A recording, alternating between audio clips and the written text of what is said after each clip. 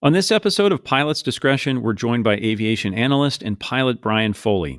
He tells us about the latest trends in business aviation, his predictions for Cirrus aircraft, and what it's like to get current after 15 years away from the cockpit. Pilot's Discretion starts right now.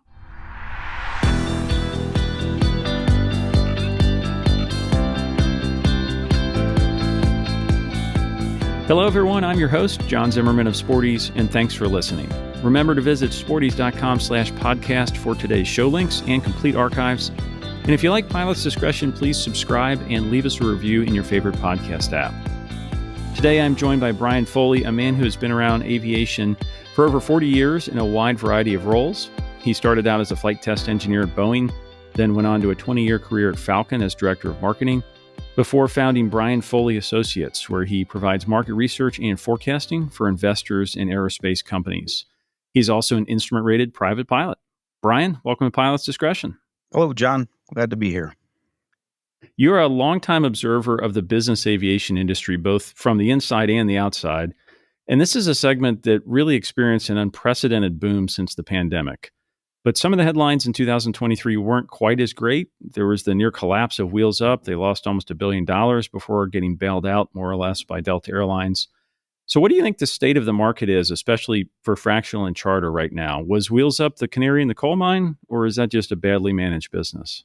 In a way, it's a canary in the coal mine, and I'll tell you how that is in a moment. But overall, the business aviation industry is going gangbusters right now. During COVID, after an initial pause, like all aviation, where everyone was grounded, first time private aircraft users started discovering that they could get to where they wanted to go without having to go to the crowds in the airports and sitting with 200 of their best friends in a aluminum tube for 3.5 hours. And if there was even a schedule for an airline to go where they were going.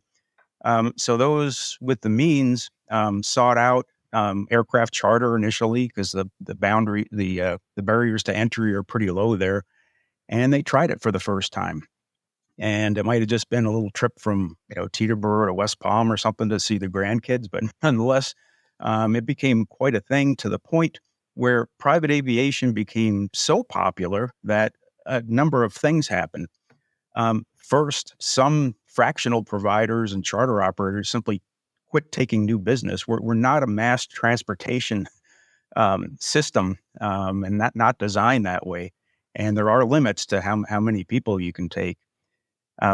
So immediately the used aircraft inventory started to dwindle down as first-time users discovered that and gobbled those up. The new aircraft producers did pretty well too, with big backlogs during that time. So it was just a crazy time in aviation. So fast forward to today, and things are normalizing from where they'd been. It's not so crazy. People are catching their breath. They're staffing up. They're getting their operations in order. What I like to tell people is that even though there was a big flood into private aviation, all those people aren't going to stay long term. So some will go back to their economy plus in the airlines. They've been a little humbled by the $20,000 ticket from that Teterboro to West Palm trip one way. And now that there's alternatives, dependable ones with the airlines, they'll go that route instead. So going forward in the future, I estimate that the business aviation industry got about a 10% jolt that'll always be there. That the baseline for business aviation business volume has forever increased by 10% over what it would have been without this mass rush of new people coming in.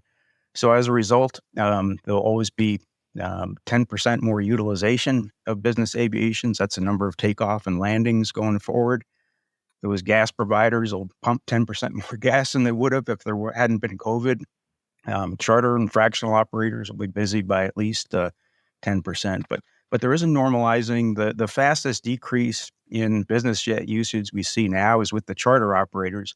And it's for that very reason I said to begin with, is that it's the lowest barrier to entry. There's not a lot of skin in the game. If you use charter, you can just use it once and walk away. And that's the segment that we see falling the fastest, but it's still above 2019 levels, before COVID. So it's going to normalize to that plus 10% eventually. So all's good in business jet land. The number of used aircraft are starting to increase again to more typical levels. But again, I'd argue that when it does stop growing the inventory, it'll still be probably 10% less inventory to choose from than had been in the past, because there's simply more people in the system now. And the order books at the business jet OEMs have slowed down a bit. They're still very good. At one time, they were cooking along at 2 to 3 times book to bill, it's called. So for every airplane they delivered, they get another 2 or 3 orders. And those days are since gone, and it's closer to 1 to 1. One goes out the factory, and they bring another order in, which is a nice balance. So that's where we are today. Now, that's not to say that recovering from COVID, there haven't been a few casualties along the way. And you had mentioned Wheels Up, and is that the canary in the coal mine? Yes, it is a canary in a coal mine, but only for specific type companies, which Wheels Up was. And that is younger companies. And I know they've been around, a length of time, but not a terribly long time. So it's younger companies that are highly leveraged, just have a ton of debt. And suddenly we're in a situation, let's take Wheels Up, where I mentioned charters coming down, the types of people that would use Wheels Up. The cost of interest rates have gone up, so the capital they need to borrow is a lot more expensive now. And it's putting these type of companies in a situation where, they're just having cash flow problems and having to go out to investors for a lifeline. And fortunately for Wheels Up, Delta Airlines, who had been a partner in Wheels Up at one time, pretty much gathered up some investors, came forward and came to the rescue. And we'll see how that experiment goes in the days to come.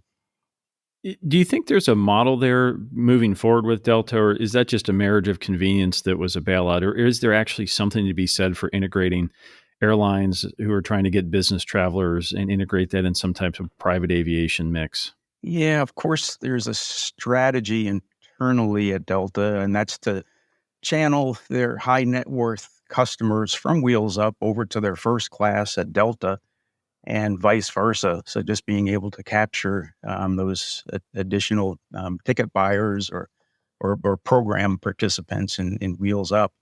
I'm a little concerned though, longer term though, because at the end of the day, Delta is an airline. They are built for mass transportation, and that's sticking to their knitting should really be over on the airline end, where they need to have full attention and not have their resources diluted by something with the Wheels Up.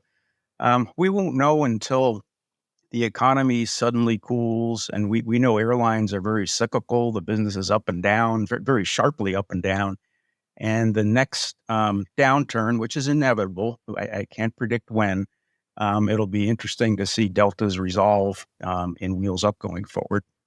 I think it'll be interesting to see whether these stories, not to mention the higher interest rates you talked about, give investors pause about other aerospace deals. You mentioned that Wheels Up and some of these other younger companies had really taken a lot of, I would say, outside money from non-traditional funders of aviation business.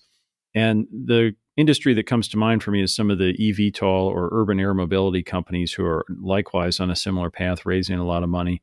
We've talked about eVTOL aircraft on this podcast before from a technical standpoint, but from the investment or business plan standpoint, do you think some of the damage that's been done by Wheels Up and other similar headlines, is that going to give investors pause about some of these next generation companies?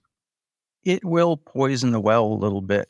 And it's happened in the past in the private aviation industry by Eclipse Aviation back in the day, who was coming out with this VLJ or very light jet. Investors poured, over $1 billion in that, only to end up with a, smoking hole in the ground. Didn't work out very well. And investors have a long memory, and the dollars really weren't considered for business aviation or general aviation for many years to come on that scale. More recently, though, I guess memories did get erased, and along came eVTOLs with a promise of blackening the skies with thousands of these Jetson type air taxis shuttling, 3 or 4 people from point to point in cities.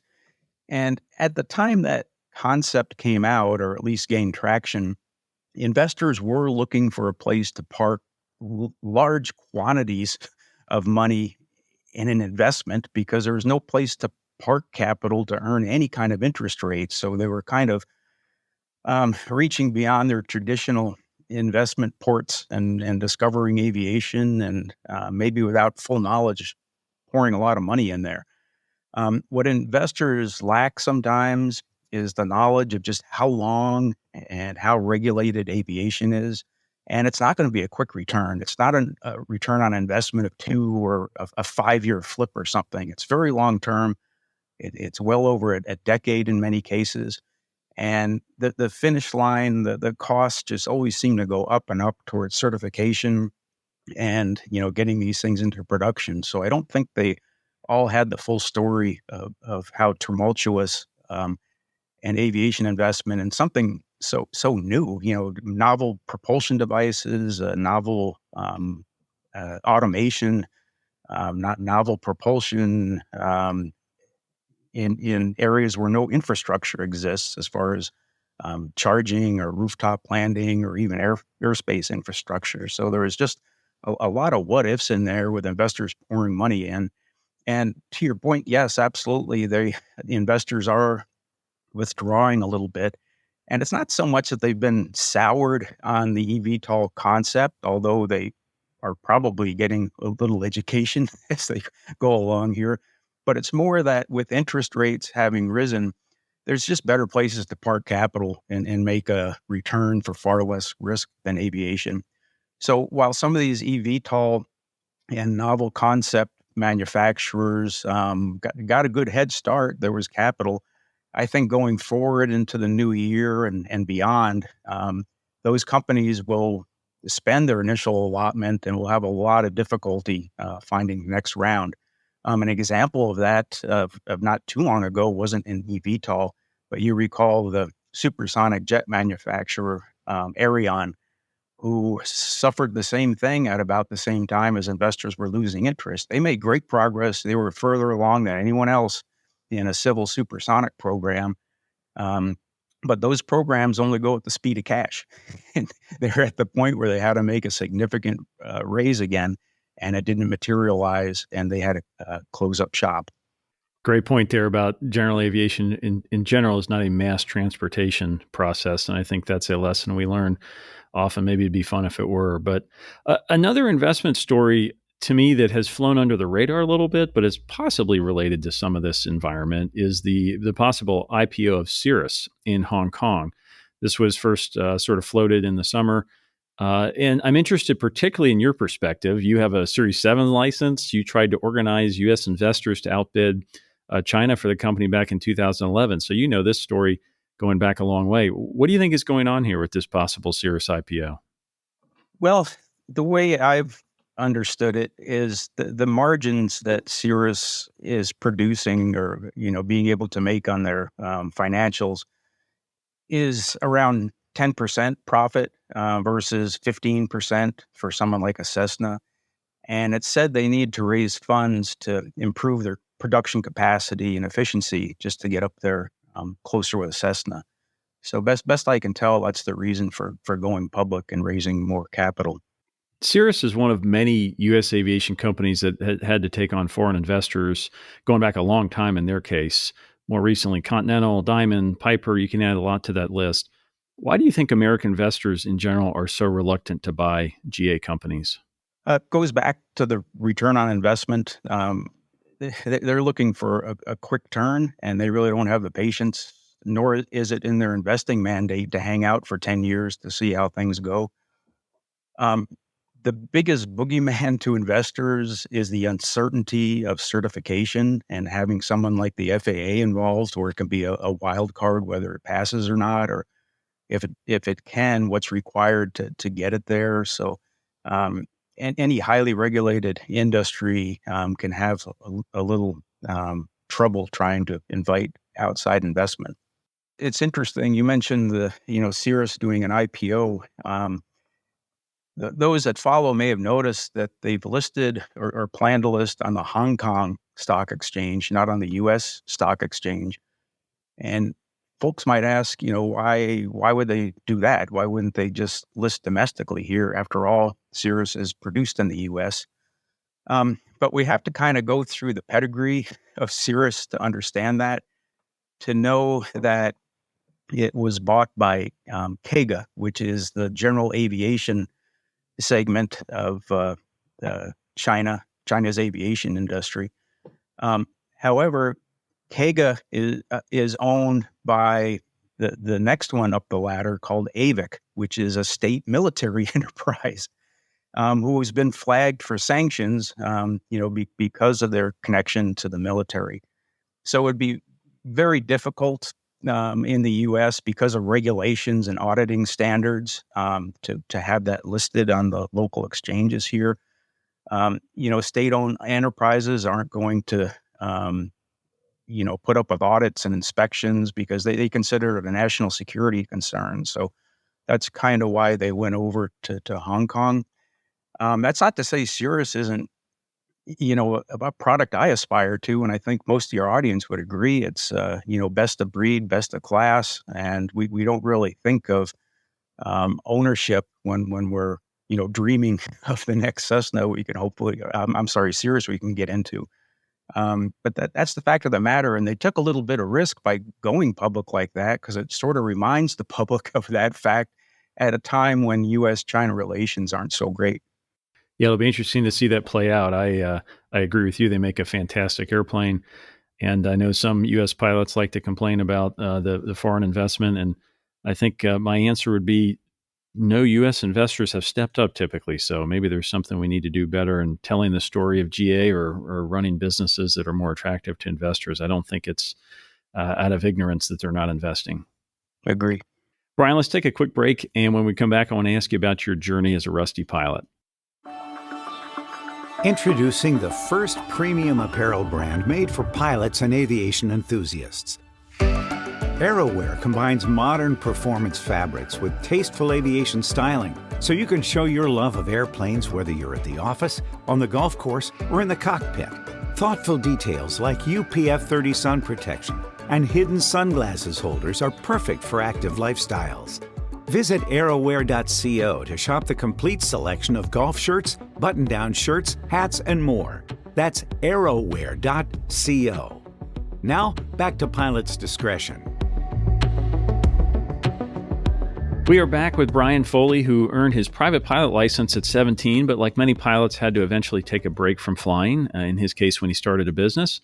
Brian, you're now getting current again after 15 years as a Rusty pilot, but from what I understand, you're not doing just a flight review and calling it a day. Tell us about your plan. So I'm definitely in Rusty pilot, and in fact, I'm probably seized. I'm going to need a lot of PB blaster to get me moving again. But I'm maybe, I don't know if there's a term for it, but I'm a low-time, long-term time pilot. Yes, I've been flying for 50 years. But over those 50 years, I've accumulated 400 hours, which breaks down to about eight hours a year. But of course, as you mentioned, I have taken the last decade and a half off. The last regular flying I did was back in 2006 when I earned instrument rating and started my own business. And the intent was, hey, now I have a instrument rating, I can conduct business, fly around the local area. But being based in the Northeast, most of my business carried me overseas or to the West Coast or Texas, Chicago. There's really nothing nearby here. So I didn't have a big justification to keep things moving, especially when I was investing in the new business as I went on. So that had to take a pause. So more recently, I'm just in a position now where I consider getting it going again. I don't plan on making business justification this time. It would be, purely recreational and maybe traveling around a little bit leisurely.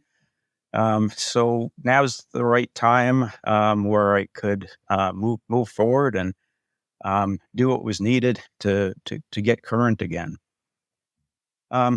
for your listeners that might be in a similar position, first, I encourage you not to rush it or jump into something you're not prepared to do right. You want to go about it the right way.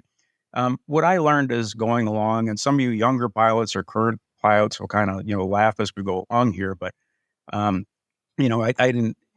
First you have to do a little research on how to get a medical. It's not done the way it has been. There might be a simpler way if you're a younger rusty pilot, through some new methods, especially if you're flying a sport airplane.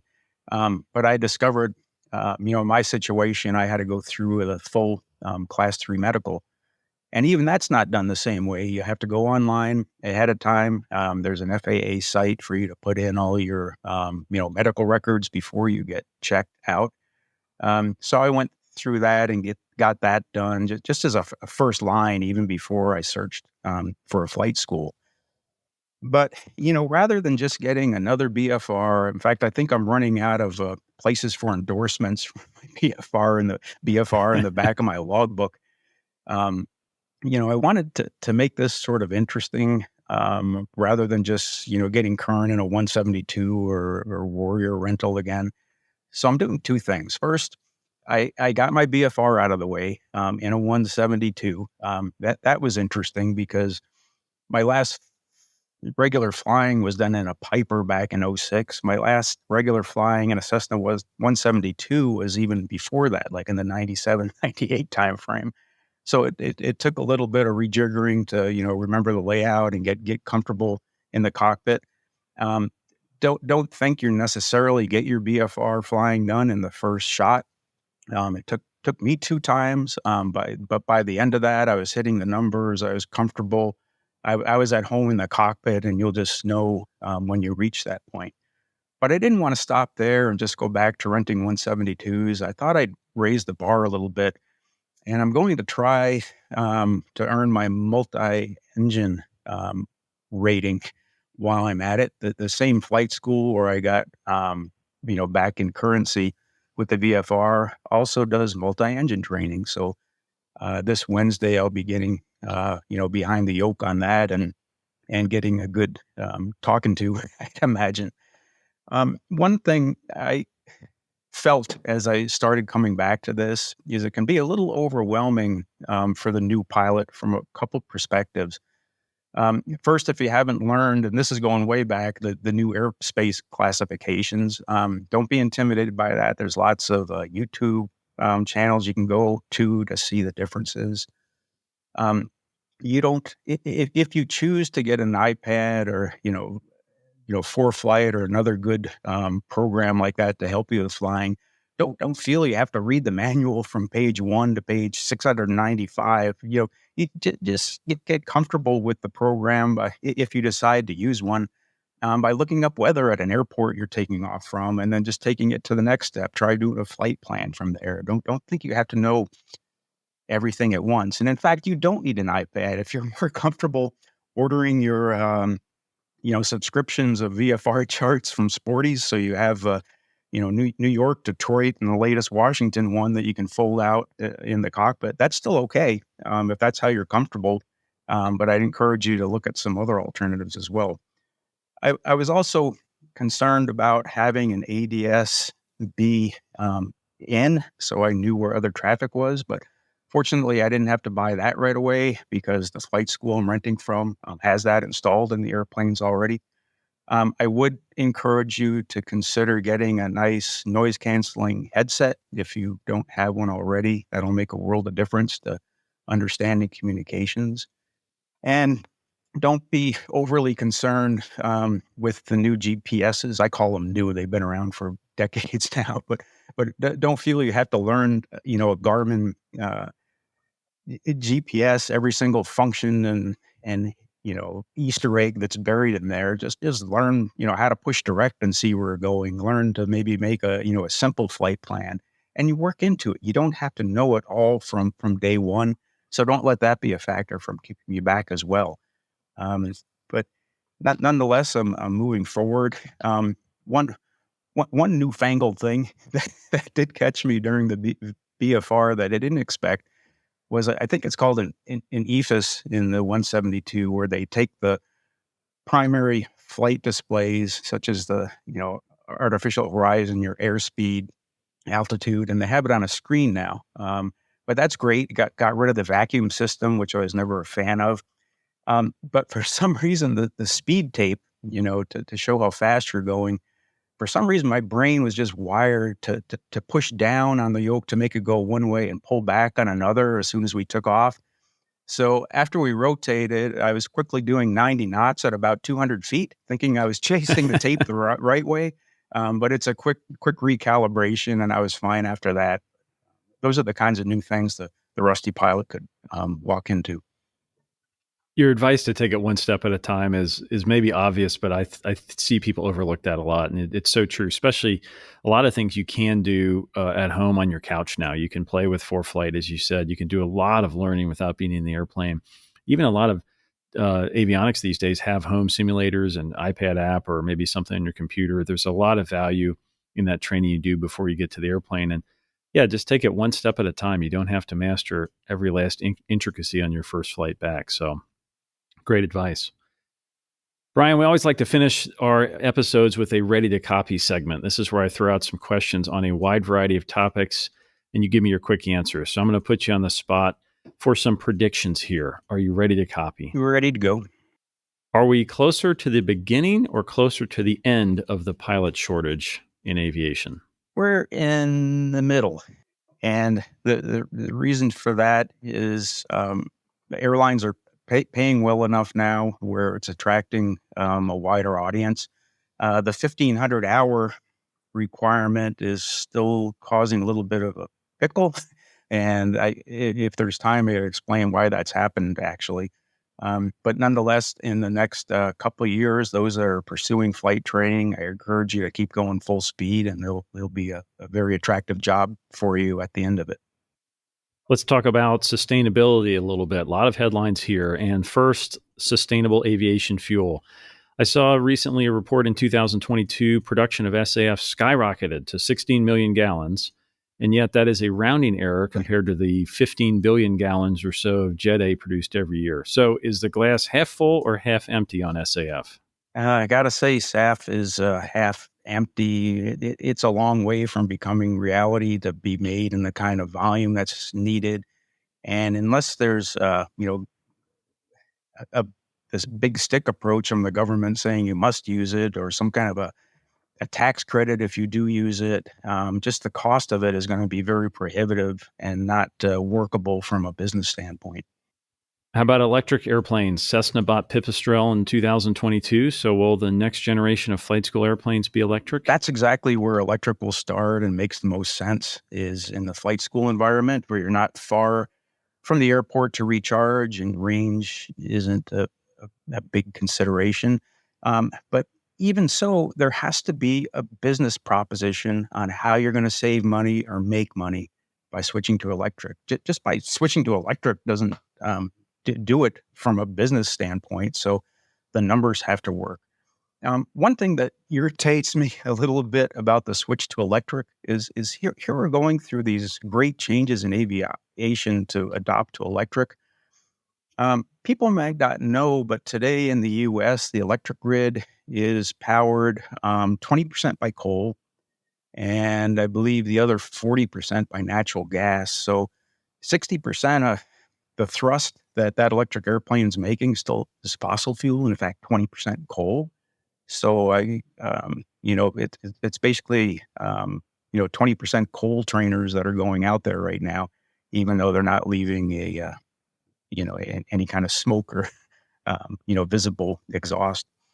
Let's move even further out. There's a lot of talk about hydrogen. Seems like maybe particularly in Europe, they're excited about hydrogen.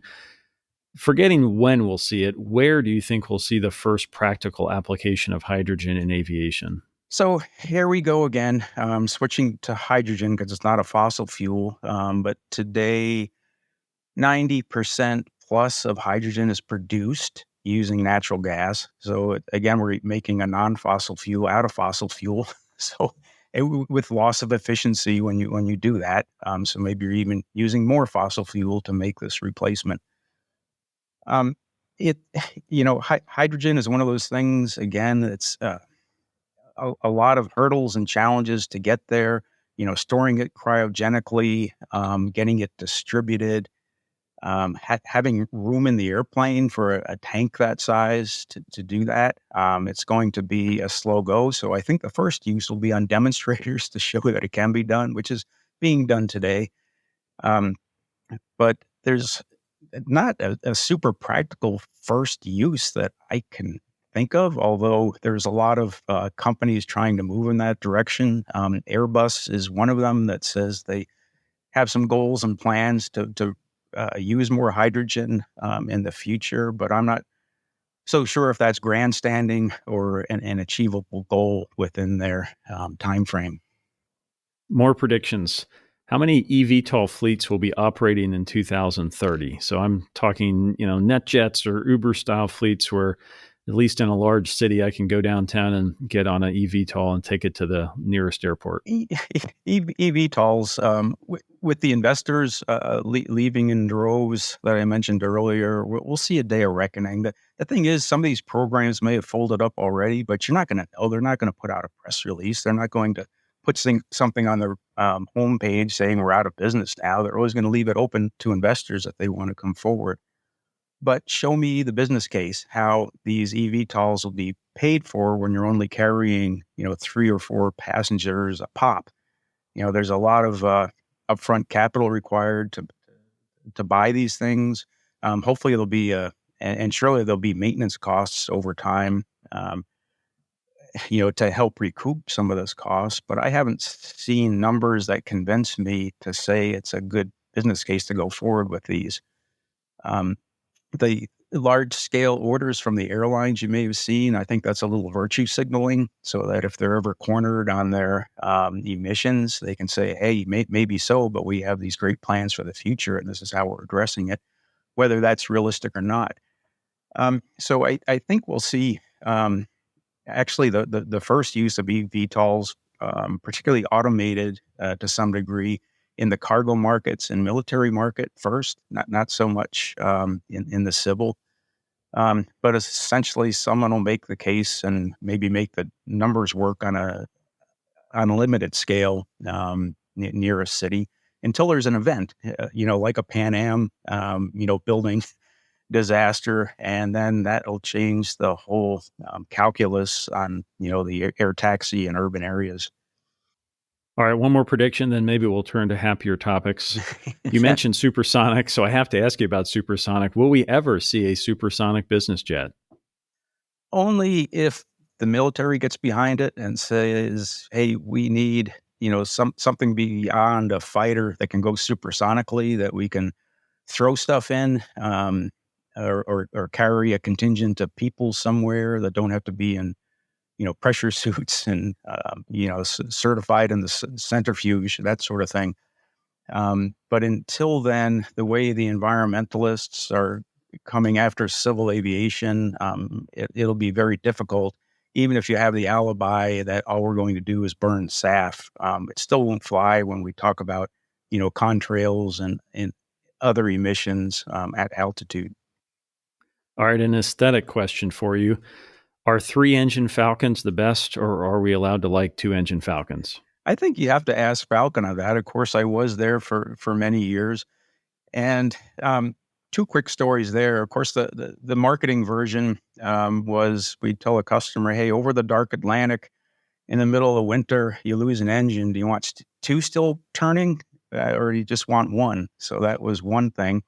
But I was actually in on the discussion of the Falcon 7X, which is a 2-engine big cabin jet, which followed the 900 EX, 900 series, I should say.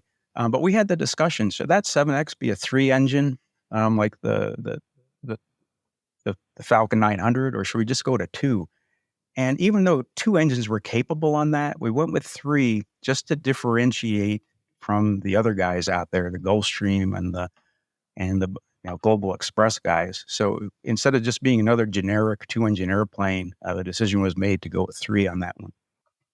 Another aesthetic question, maybe. You're back to your days at Boeing, where you worked on the 757, if I'm not mistaken.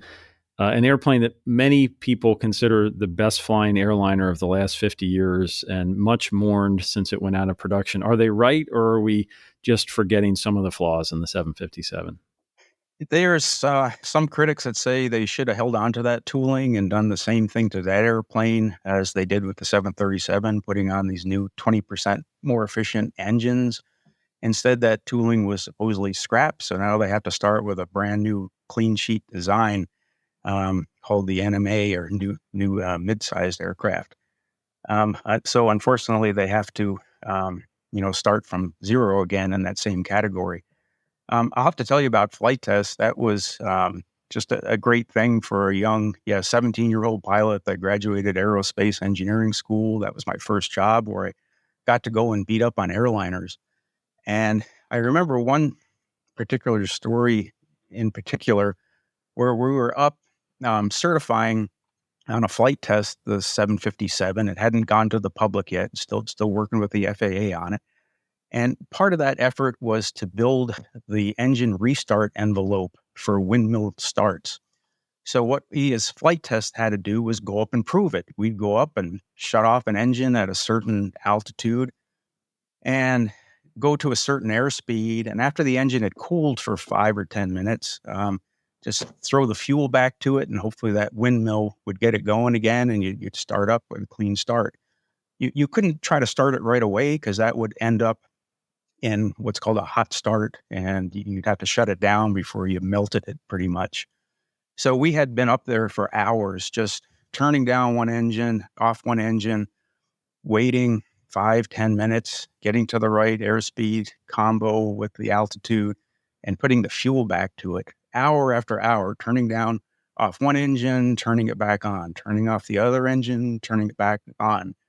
So we had been cruising with one engine off. It was time to relight it again to show the FAA that it would relight in that envelope.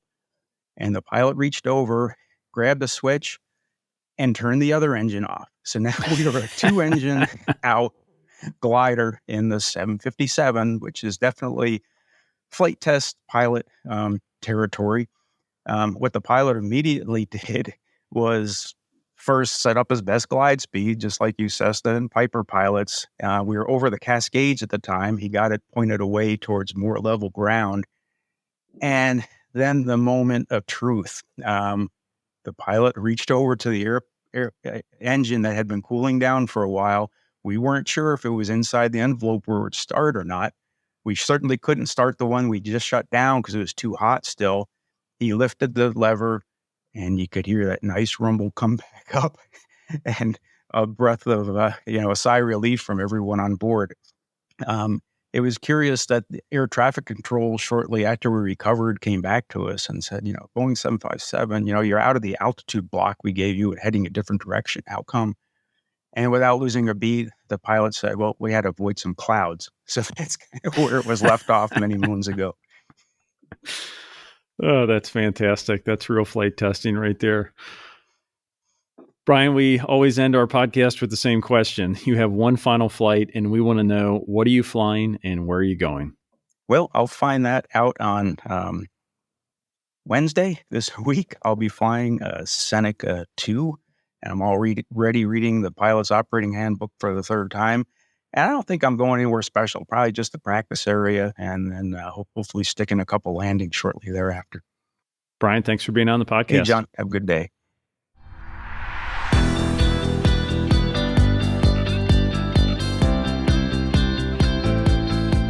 Thanks for listening to Pilot's Discretion, brought to you by Sporty's, training and equipping pilots worldwide for over 60 years. For more episodes and today's show links, visit sportys.com/podcast. I'm John Zimmerman. We'll see you next time on Pilot's Discretion.